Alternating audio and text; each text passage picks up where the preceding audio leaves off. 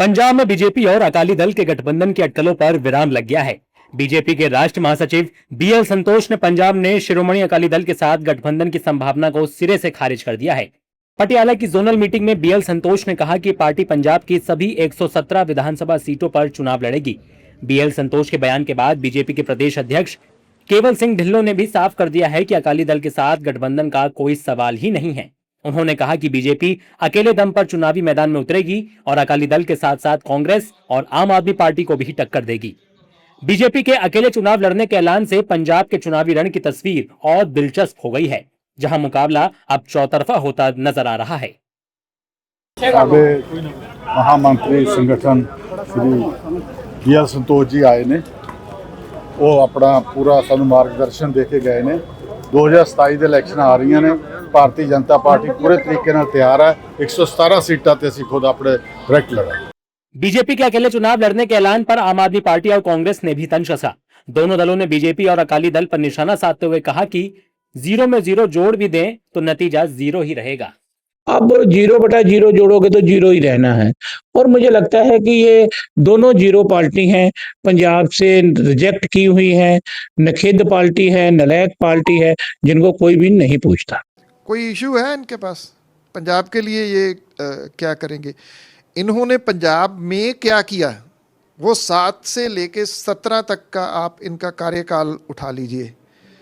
Drug कब आई? 7 से 17 के कार्यकाल में। गैंगस्टरवाद कब आया? 7 से 17 वाले कार्यकाल में। जितने बिजनेस थे उनके ऊपर कब्जे कब हुए? 7 से 17 वाले कार्यकाल में। लोगों को भूला नहीं है वो।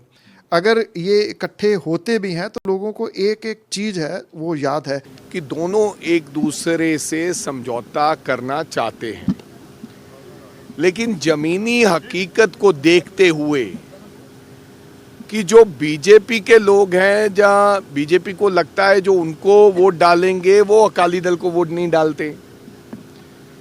अकाली दल के जो गांव में लोग हैं रूरल में, वो बीजेपी को वोट नहीं डालते।